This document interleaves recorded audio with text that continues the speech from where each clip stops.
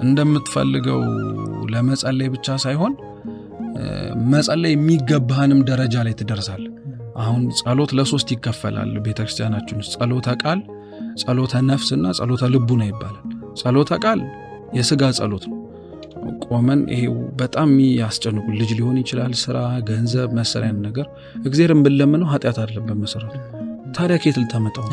ከሱ ነው የምትለምነው። ስጠኝ ብለህ ትለምናለህ። በቃ ሁለተኛው ደግሞ ጸሎተ ነፍስ ነው።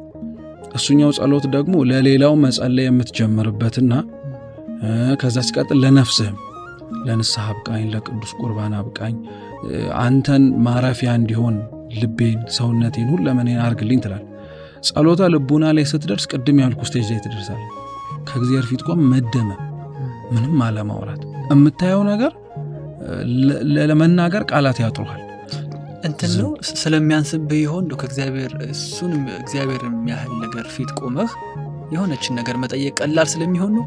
በቃ ዝምታን ትመርጠዋለህ ማለት ልክ አሁን በጣም የምትወደውን ሰው እስቲ ስለዛ ሰው ነገር አይ እሱንማ ተው ስትል እኮ ጠልተዋል።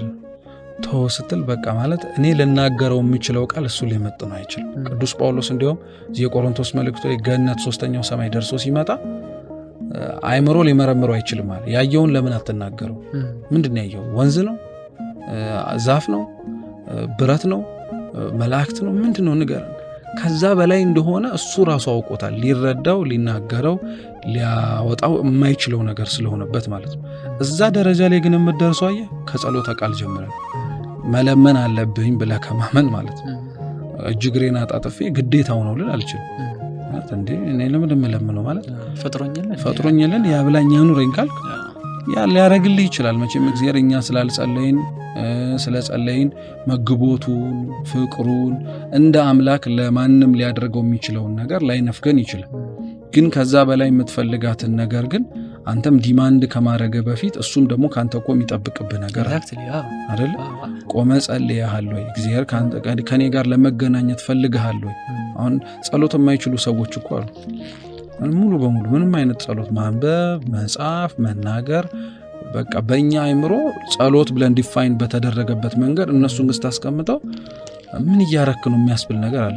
ግን ወደድንም ጠላንም ህሊና ግን አላቸው፣ ልብ ግን አላቸው። እግዚአብሔር በዛ ይመለከታቸዋል፣ ያያቸዋል፣ በደንብ አድርጎ ያገኛቸዋል። ስለዚህ ይሄ ፖስቸርን የመጠበቅ ሂደት ብቻ አይደለም ማለት ነው። ለዛ ነው ገዳማውያን አሁን ጉዞ ስትሄድ ወደ ገዳም ምናምን መነኮሳት 24 ሰዓት ነው የሚጸልዩ ይሏል።